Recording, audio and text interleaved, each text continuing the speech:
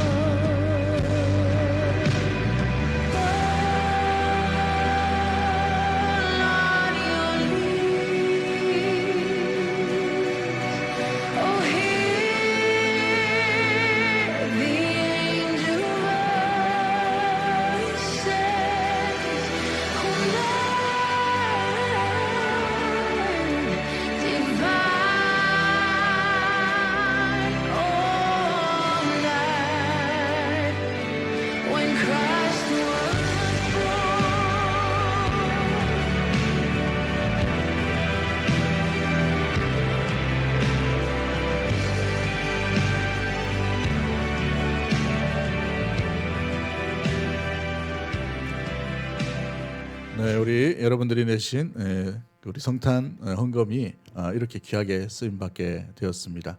우리가 조금 섬겼는데 지역 주민들이 너무 감사하고 특히 우리 동장님이 너무 또 고마워하셔가지고 본인들이 또 이렇게 지역 신문지에다가 기사를 다 냈더라고요. 조금 나누는데 너무 또 이렇게 과하게 칭찬받아서 또 민망하기도 하지만 우리에게 이런 섬김의 기회를 주시고 돌볼 수 있도록 함께 하신 우리 하나님께 감사의 영광의 박수 한번 올려드리도록 하겠습니다. 이번 성탄절에도 우리가 더욱더 이 지역사회와 또 나라와 민족을 위해 귀하게 섬길 수 있는 복된 계기가 되기를 주의 이름으로 간절히 축복합니다. 할렐루야. 오늘 본문의 말씀을 통해서 메시아를 기다리는 사람들이라는 제목을 말씀을 드리도록 하겠습니다. 군대에 제대한 후에 한 2달 정도 저는 이 종신신학대학원을 준비하기 위해 시험 공부를 하게 되었습니다. 이 2달 시험 공부하는 게 쉽지 않고 또 이 시간이 별로 잘 안 가더라고요. 공부를 하다 보니까 얼마나 잘 안 가는지 밤을 새우고 또 이렇게 밤을 새워서 약 2달 정도 거의 밤을 새다시피 이렇게 하게 되었습니다. 그래서 뭐 외울 수 있는 것은 외우고 또 분별할 수 있는 것은 좀 분별하고 이렇게 하기도 했는데 2달이 끝나고 난 뒤에 이제 시험을 치고 몇 주 정도 이제 발표를 기다리고 있는 그 시간이 있었어요. 얼마나 답답하고 얼마나 조마조마한지 긴장이 되어가지고 밥도 잘 안 넘어가는 그런 시기였습니다. 그런데 그때는 ARS 전화기로 합격자를 발표했던 그런 시기였는데 혹시 기억하십니까? ARS? 전혀 모르시는 것 같네요. ARS로 해서 전화기 들면 자기 수험 번호를 누르면 합격했는지 떨어졌는지 이렇게 알려주는 그때 시스템이 있었어요.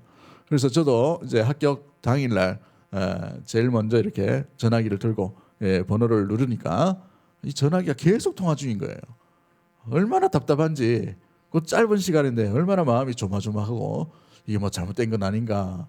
내 번호를 어떻게 알아가지고 그때는 다 이 전화기였죠. 공중전화기도 하고 집전화로 했는데 이렇게 또 받지 않는 건 아닌가. 이런 뭐 조마조마해서 무슨 여러 가지 의심도 많이 들고 생각도 많이 났습니다만은 10번 정도 전화를 하고 난데 드디어 이제 통화가 되었어요. 그래서 수험번호를 누릅니다. 수험번호를 누르고 그 짧은 0. 몇 초, 1초, 2초 그 시간에 얼마나 시간이 안 가는지 얼마나 답답한지요. 그래서 딱 번호를 누르고 난 뒤에 저기에서 들려주는 기계음인데 녹음하는 소리죠. 축하합니다. 이렇게 됐어요. 축하합니다. 그 목소리 톤을 아직도 잊지 못합니다. 축하합니다. 총신대학교 신학대학원 석사과정에 합격했습니다. 이렇게 축하합니다라는 이 소리가 귀에 쟁쟁하게 아직도 기억나는 그런 시간이었습니다. 기다림은 뭔가 설렘을 가지기도 하고 기다림은 뭔가 우리에게 소망을 주기도 하고 뭔가 마음 가운데에 따뜻한 그런 여운을 주게 되는 모습들도 보게 됩니다. 여러분들은 무엇을 기다리고 계십니까? 어떤 소식을 기다리고 있나요? 자녀의 잘된 소식 아니면 앞길이 열리는 그런 소식을 기다리고 있으십니까? 오늘 우리 성탄의 계절을 맞이했습니다.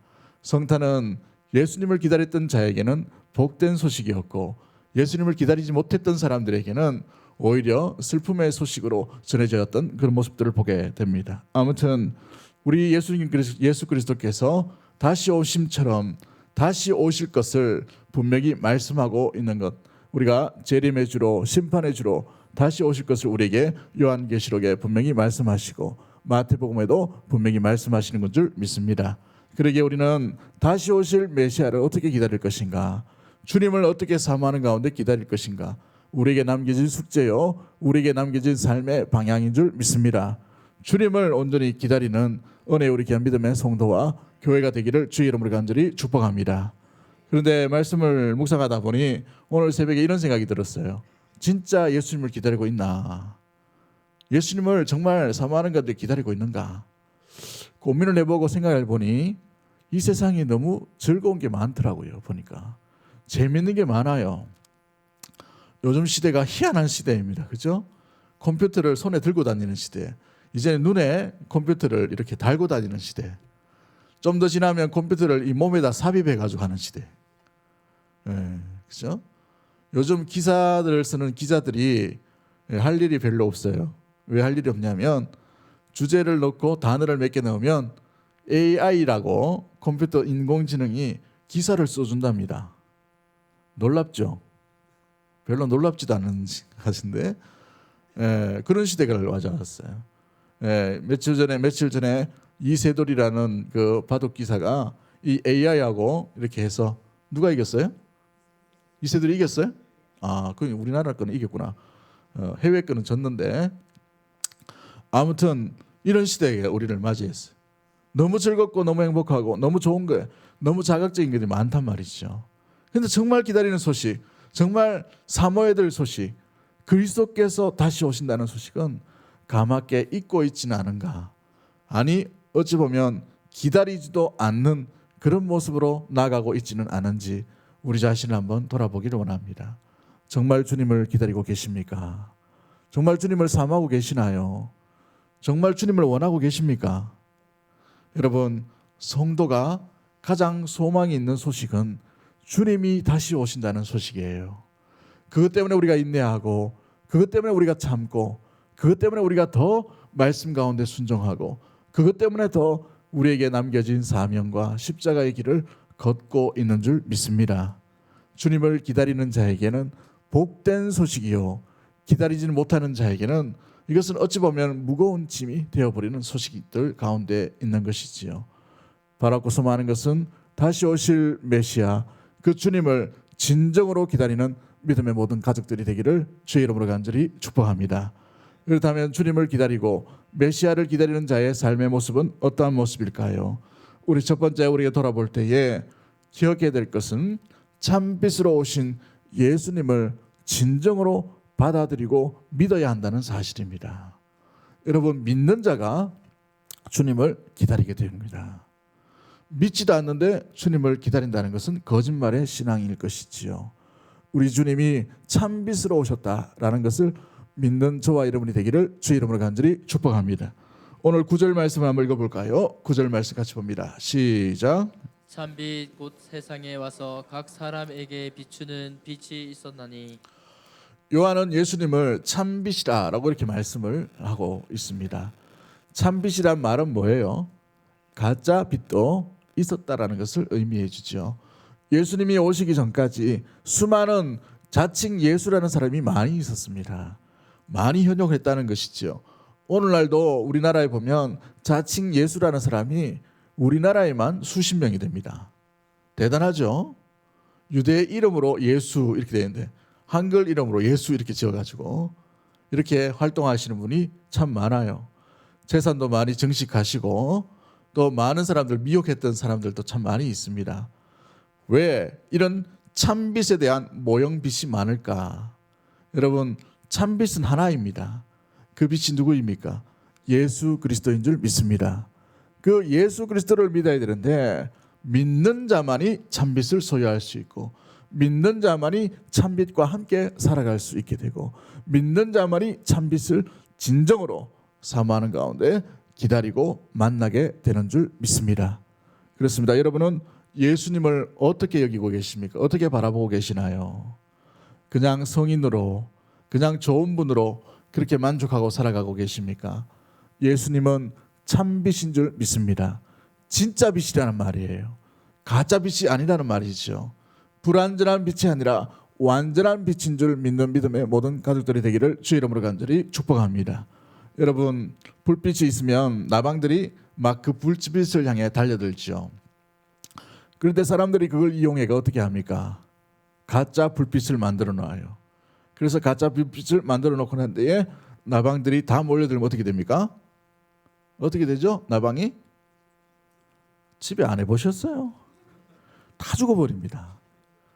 가짜 빛의 의도는 유혹이요, 다른 길로 인도해 가는 것을 보게 되죠. 마찬가지입니다. 예수님은 참빛인 줄 믿습니다. 참빛으로 오셨기 때문에 진리로 우리를 이끌어 가시는 것이에요. 그런데 가짜 빛에 현혹이 되면 어떻게 됩니까?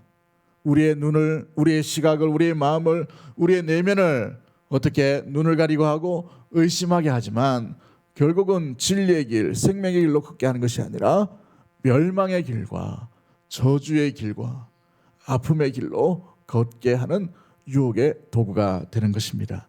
참빛인 주님의 길로만 걷는 믿음의 모든 가족들이 되기를 주의 이름으로 간절히 축복합니다. 여러분, 참빛과 가짜빛을 어떻게 구분할 수 있습니까? 참빛으로 오신 주님께서 걸어가신 길을 한번 잘 보십시오. 예루살렘 성에 아니면 로마의 도성의 황제의 가족으로 태어나신 것이 아니라 말 구유에 누이신 예수 그리스도셨습니다. 그 그리스도께서 사람들이 인기가 높아질 때에 현혹하고 왕으로 세우려고 할 때 도망 다니셨던 분이 예수 그리스도셔요. 예루살렘 입성하셔서 어디로 가십니까? 변화산상에 머물러 있는 분이 아니라 겟세마네로 나아가셔서 통곡하시며 절규하시며 기도하신 분이셨어요. 또 마지막으로 어떤 길을 걸어가십니까? 골고다 십자가 길로 걸어가신 분이 참빛으로 오신 예수 그리스도인 줄 믿습니다. 그러기에 참빛을 믿는다는 것은 우리 역시도 어떤 길을 걸어가야 되는가라는 것을 보여주고 있는 것이지요. 화려해 보이고 우리를 미혹하고 우리의 눈을 가리는 가짜 눈은 여러분 희생을 강조하지 않아요. 헌신을 강조하지 않습니다. 좁은 길이 아니라 넓은 길을 강조하고 있어요. 명예를 얻기를 원합니다. 화려한 길로 걷기를 원해요. 꽃길만 걸어가라 라고 얘기합니다. 그러나 우리 참빛으로 오신 예수 그리스도를 따르는 자의 삶의 모습은 좁은 길이요 좁은 물인 줄 믿습니다. 십자가의 길로 걷는 믿음의 모든 가족들이 되기를 주의 이름으로 간절히 축복합니다. 이것이 바로 참빛으로 나아가는 아름다운 삶의 모습이요 받아들인 삶의 모습들이라는 것입니다. 왜 그렇습니까? 우리 4절 말씀 한번 말씀을 읽어볼까요? 1장 4절 말씀, 요한복음 1장 4절 같이 봅니다. 시작. 그 안에 생명이 있었으니 이 생명은 사람들의 빛이라. 무엇이 있기 때문에 그렇습니까? 참빛 안에 생명이 있기 때문에 그래요. 진짜 백의 생명은 주님 안에 있는 줄 믿습니다. 내가 곧 길이요 진리요 생명이니 나로 말미암지 않고는 아버지께로 올 자가 없느니라 라고 말씀하시지요. 그래서 오늘 본문 12절 말씀에 영접하는 자 곧 그 이름을 믿는 자들에게는 하나님의 자녀가 되는 권세를 주셨으니 라고 되어 있어요. 어떤 자에게요? 영접하는 자. 영접이 뭐예요? 모셔드리는 자, 받아들이는 자, 믿는 자에게 하나님의 자녀가 되는 권세를 주셨다라는 사실입니다. 여러분은 예수 그리스도를 믿으십니까? 영접하셨나요? 그 예수 그리스도를 여러분 모셔드림으로 말미암아 믿음으로 참비신 주님과 더불어 살아가는 우리 믿음의 모든 가족들이 되기를 주의 이름으로 간절히 축복합니다. 그렇죠. 우리 두 번째 우리가 기억해야 될 것이 무엇입니까? 두 번째 우리가 기억해야 될 것은 무엇보다도 어둠과 함께 있지 아니하고 빛의 자녀로서 살아가는 것을 의미합니다. 한번 따라하겠습니다. 어둠과 함께 있지 않고 빛의 자녀로 살아가는 자입니다. 메시아를 진정으로 기다리는 사람은 어둠에 속해 있는 자가 아니라 빛의 자녀로 속해 있어야 한다는 사실이지요. 여러분 요한복음 8장 12절 말씀 한번 찾아볼까요? 요한복음 8장 12절 말씀. 요한복음 8장 12절 말씀입니다. 같이 봅니다. 시작. 예수께서 또 말씀하여 이르시되 나는 세상의 빛이니 나를 따르는 자는 어둠에 다니지 아니하고 생명의 빛을 얻으리라. 그렇죠. 말씀하여 이르시되 나는 세상의 뭐다? 빛이니 나를 따르는 자는 어디에 다니지 않는다고요? 어둠에 다니지 아니하고 생명의 빛을 얻으리라 라고 말씀을 하고 있는 것입니다. 그렇습니다. 빛이신 주님을 모시는 자는 또 그 주님을 기다리는 자는 어둠에 다니는 자가 아니라 빛과 함께 살아가는 자예요. 빛의 자녀로 살아가는 것이지요. 여러분 요한일서 1장 5절 말씀에도 너희가 세상의 빛이다 라고 말씀하십니다. 여러분 우리가 세상의 빛이라는 것이죠. 마태복음에도 뭐라고 말씀하십니까? 너희는 세상의 빛과 소금이니 라고 말씀하시지요. 데살로니가전서 5장 5절 말씀에도 너희는 다 빛의 아들이요 낮의 아들이라 우리가 밤이나 어둠에 속하지 아니하나니 라고 말합니다. 밤과 어둠에 속하는 자가 아니라 빛의 자녀요 낮의 아들이다 라고 이렇게 이야기합니다. 빛 가운데 거하고 어둠 가운데 거하지 않는 것이 메시아를 기다리는 자의 아름다운 삶의 모습이라는 사실이에요. 여러분은 무엇을 좋아하십니까? 빛의 자녀라고 하고 말은 하면도 우리가 그렇게 생각은 하지만 어둠을 지향하고 있지는 않는지 우리 자신의 발걸음을 한번 돌아보기를 원합니다. 왜 어둠이 나타나고 있습니까? 빛이신 주님을 그 어둠의 영역에 모셔드리지 않기 때문에 그래요. 생각 속에 왜 어둠이 오십니까? 우리 마음속에 내면에 왜 어둠이 찾아오나요? 주님께서 우리를 빛의 자녀, 낮의 아들라고 분명히 말씀하시고 빛 가운데 거하기를 원하고 있음에도 불구하고 왜 어둠 가운데 우리에게 그 영역들이 나타나는가요? 여러분 그 영역 부분에 주님을 모실 수 있는 믿음의 모든 가족들이 되기를 주의 이름으로 간절히 축복합니다. 그렇게 하면 우리 생각 속에 있는 어둠이 주님 참빛으로 말미암아 뭇 어둠이 떠나가게 되는 일들이 일어나게 돼요. 염려와 근심과 걱정에 둘러싸여 있는 내면의 마음 그 어둠이 빛이신 주님을 모실 때에 그 어둠의 영역이 물러가게 되어 있게 됩니다. 우리의 삶의 내일의 어둠도 가정 가운데 있는 어둠도 마찬가지예요. 주님을 모셔드리지 않으면 그 속에 어둠이 찾아오게 되고 어둠 가운데 거하게 되는 것을 보게 됩니다. 그러나 우리는 빛의 자녀로 살아가야 될 줄 믿습니다. 빛의 자녀답게 어둠을 물리치고 참빛인 주님을 모시고 살아가는 믿음의 모든 가족들 되기를 주의 이름으로 간절히 축복합니다. 여러분의 연약한 부분, 여러분의 어두운 부분을 주님을 초청하십시오. 참빛은 여러분 세상에 있는 빛과 다른 빛이에요. 영원한 빛이요 그 안에 생명이 있는 빛입니다.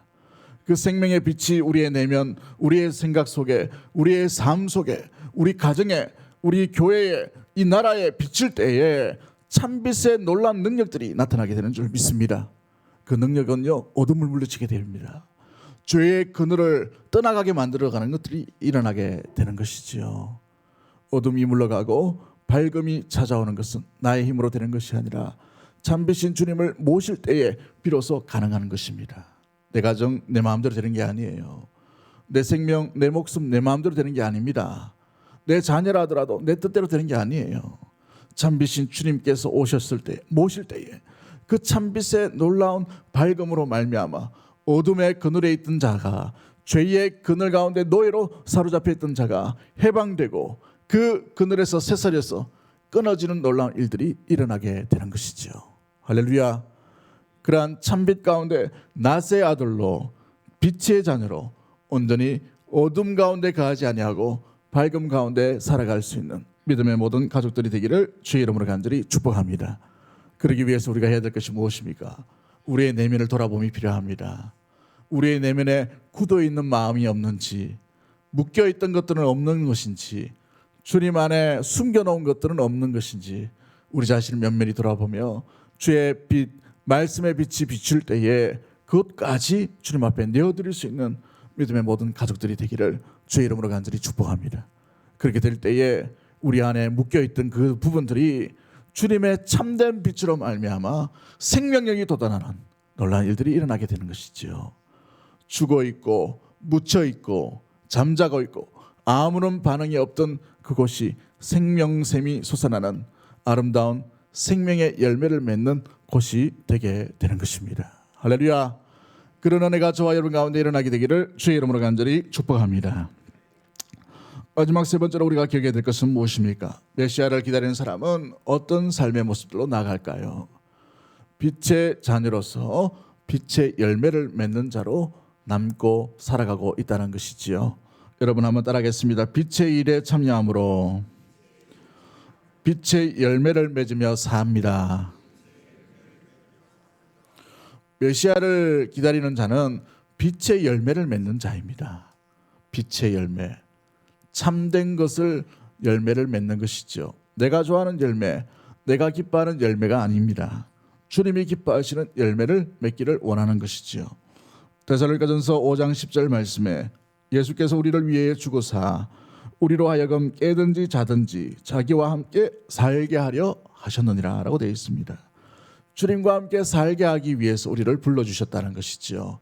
주님과 함께 살게 한다는 말은 주님께서 걸어가신 길과 주님이 뜻하신 곳에 아름답게 놓이기를 원하고 걸어가기를 원하고 살아가기를 원하고 있는 것이지요.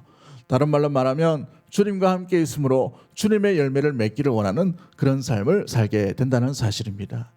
여러분은 빛과 함께 살고 말씀과 함께 살며 주님과 함께 살아가는데 어떤 열매를 맺고 계십니까? 여러분이 맺고 있는 열매는 어떤 것인가요? 여러분의 인생의 길을 한번 추적해 보십시오. 어제의 일을 추적해 보세요. 어떤 열매를 주로 맺고 있었습니까? 육체의 열매는 아니었습니까? 나의 욕심의 열매는 아니었나요? 내 생각에 기뻐하는 것을 내 자아의 어떤 이상향을 바라보며 나아갔던 열매는 아니었습니까? 여러분, 빛의 자녀는 빛의 열매를 맺어야 될 줄 믿습니다. 그 빛의 열매가 무엇입니까? 주님의 성품에 참여한 자의 아름다운 모습이에요. 그것이 뭐예요? 성령의 열매라고 말할 수 있죠. 성령의 9가지 열매가 어떤 열매입니까? 제일 먼저 드러난 게 뭐예요? 사랑과 희락과 또 뭐예요? 화평과 온유과 오래 참음과 양선과 자비와 충성과 오래 참음은 나왔는데 온유와 절제 9가지 열매죠. 여러분, 주님이 기뻐하시는 열매는 바로 이것이에요. 주님이 뭔가 큰 일을 원하시고 이런 게 아닙니다. 주님께서 우리 내면에 원하시는 것은 가장 먼저 주님의 성품에 참여한 자가 되기를 원하시는 거예요. 그렇습니다. 우리가 빛의 자녀로 살면 살수록 누구를 드러내야 되는가? 나의 인기, 나의 명예, 내가 세워지는 것이 드러나는 것이 아니라 우리가 섬기고 우리가 일하고 우리가 살아감으로 말미암아 주님 닮았네, 이 소리가 드러나야 돼요. 예수님 닮았네, 이야기가 나와야 돼요. 예수님의 사랑이네, 예수님의 오래 참음이구나, 예수님이 하나님의 말씀에 충성하신 것 같이 충성하는구나. 누가 드러나야 된다고요? 주님이 드러나야 되는 것이죠. 여러분이 일하면서 여러분 살아가면서 빛의 자녀로 살아가는데 주님이 드러나지 아니하고 내가 드러나는 것은 여러분 상당히 이상한 부분들이에요. 잘못된 신앙관을 가지고 있는 모습들 가운데 방향을 정하고 있다는 것이지요. 주님께서 걸어가신 길은 좁은 길이요 좁은 문인 줄 믿습니다. 그 십자가를 향해 나아갈 때마다 하나님을 드러내고 하나님의 영광을 나타내는 것을 보게 됩니다. 사랑하는 성도 여러분, 주님께 나아갈 때마다 주님과 더불어 살아갈 때마다 우리의 인기가 높아지고 우리의 영향력이 세워지는 것이 중요한 것이 아니라 주님의 성품을 닮은 것이 온전히 드러날 수 있는 믿음의 심령과 가정과 교회가 되기를 주의 이름으로 간절히 축복합니다. 저 교회에 사랑이 있구나. 저 교회는 진짜 충성하는구나. 저 교회는 정말 오래 참는구나. 저 교회는 인내가 있어. 저 10년과 저 사람과 저 가정에는 정말 주님의 절제가 있구나. 이게 우리의 칭찬거리가 되어야 되는 것입니다. 여러분에게는 어떤 열매를 맺고 계십니까?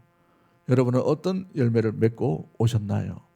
우리 교회는 어떤 열매를 맺어가며 살아가고 있나요?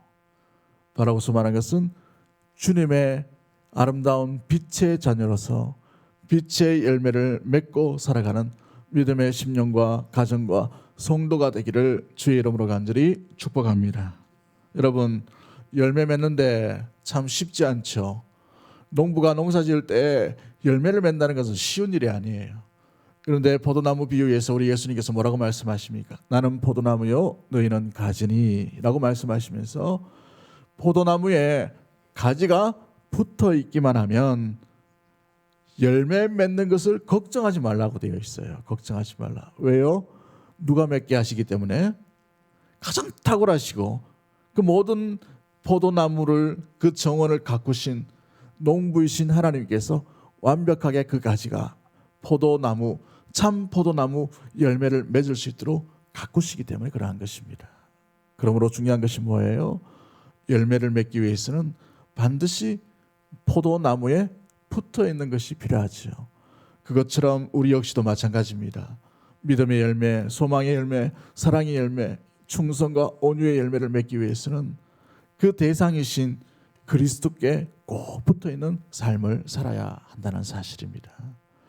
주님과 떨어져 있어서 여러분 열매를 맺는다는 것은 욕심이에요. 과욕입니다. 맺을 수가 없어요. 주님과 떨어질 수 없는 관계로 붙어 있어야만 주님의 열매, 주님이 기대하시는 열매를 맺게 되는 줄 믿습니다. 여러분은 주님 곁에 어떻게 서 계십니까? 어떤 모양으로 있나요?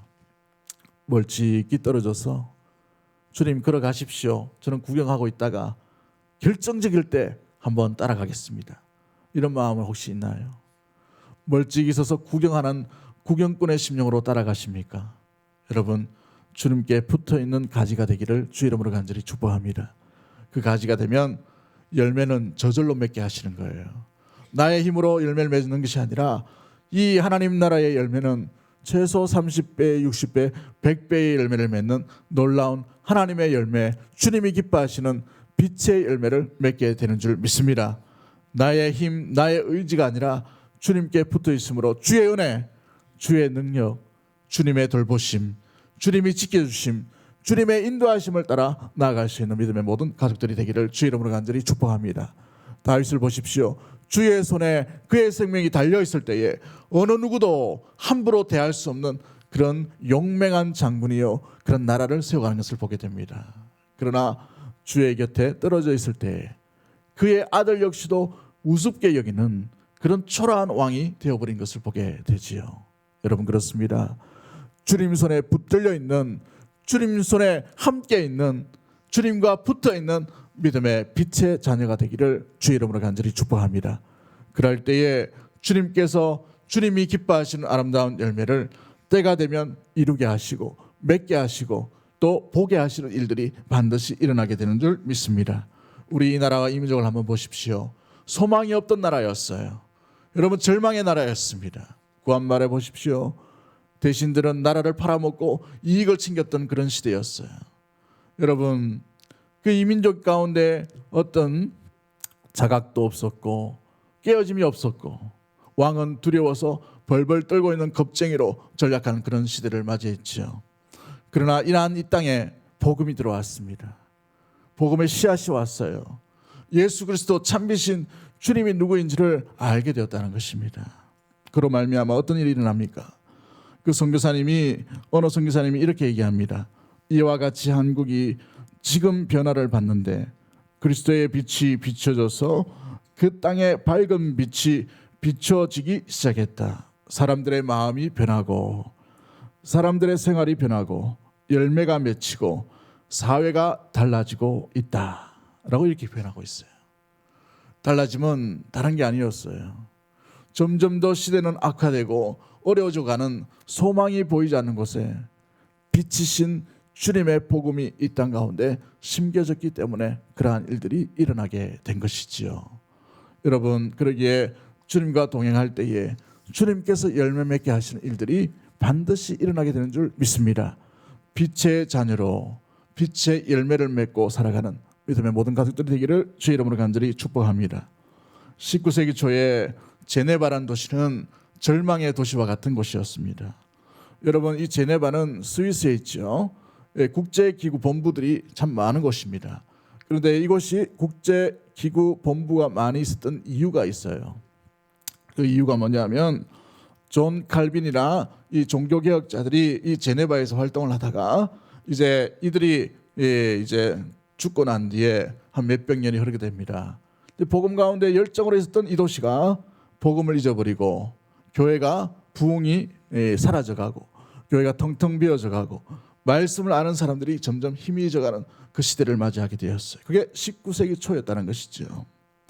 그런데 1815년에 젊은 스코틀랜드 선교사라 로버트 홀데인이라는 사람이 이 도시를 방문하게 됩니다. 이 도시에 와서 사역을 시작하게 된 것이죠. 칼빈의 도시, 칼빈의 복음이 심겨졌던, 칼빈이 복음을 아름답게 세웠던 그 도시였잖아요. 제네바. 그런데 이 제네바에 성경 아는 사람이 거의 없다는 거예요. 그 도시에 1815년도에 교회는 점점 나이가 들어가고 늙어가며 젊은이들이 보이지 않는 그 시대를 맞이하였습니다. 그럴 때 이 로버트 홀데인이라는 사람이 이 도시에서 다시 복음을 전하게 됩니다. 새로운 복음이 아니라 이전에 알았던 그 복음, 예수 그리스도를 전파하게 된 것이죠. 말씀으로. 그래서 성경 공부를 시작합니다. 많은 사람들에게 다시 설교를 통해 각성하는 일들이 일어나게 돼요.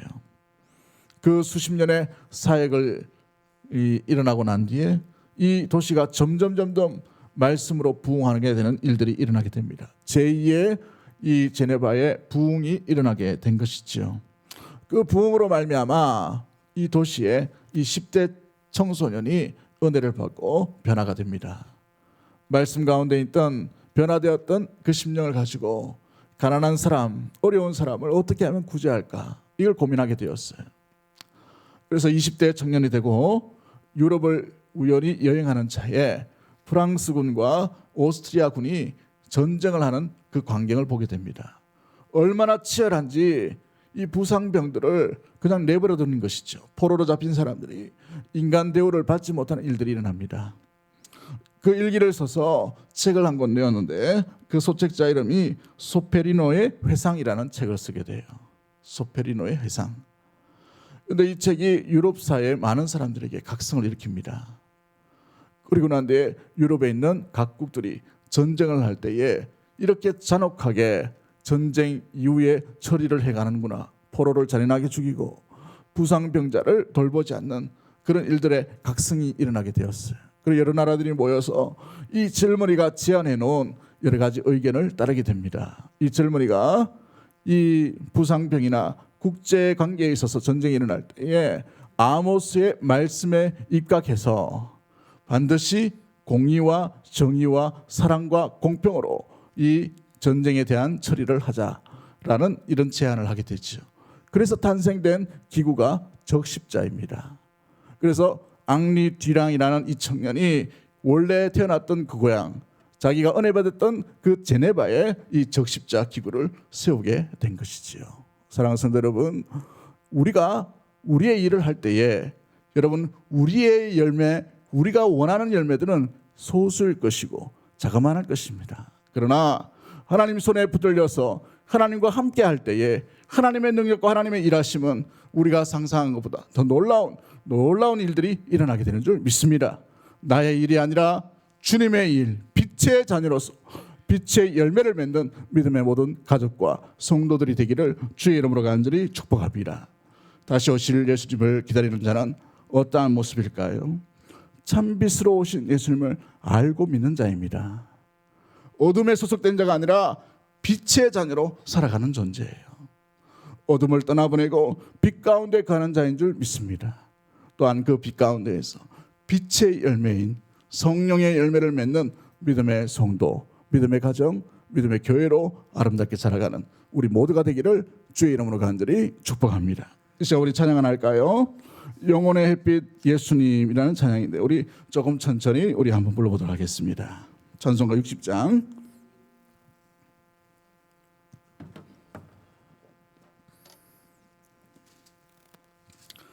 찬송가 60장인데요. 우리 한번 불러보도록 하겠습니다. 조금 천천히.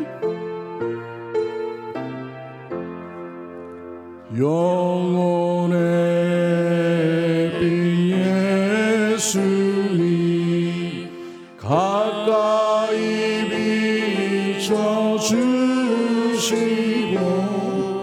이 세상 구름 위로라 가리지 않게 하소서. 이 은혜 단장 오기 전 고요히 주를 드리며 그 중에 품에 안기를 한없이 평안합니다. 잠 깰 때 주여 오셔서 나에게 복을 주시고 주님의 사랑 안에서 언제나 살게. 우리 1절만 다시 합니다. 영혼의 빛, 영혼의 예수님 가까이 비춰주시고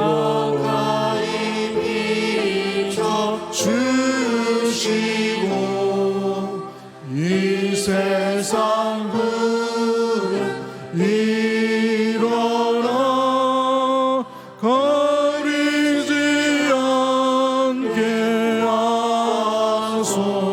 하소서. 우리 이 시간에 합심해서 한번 기도하기를 원합니다. 기도하실 때에 진정으로 주님을 기다리는 그러한 자가 되게 하여 주시옵소서. 다시 오실 주님, 재림의 주, 심판의 주를 사모하는 가운데 만날 수 있도록 무엇보다도 그 가운데에 진정으로 믿고 주님을 맞이할 수 있는 믿음의 성도가 되게 하여 달라고 기도하십시다.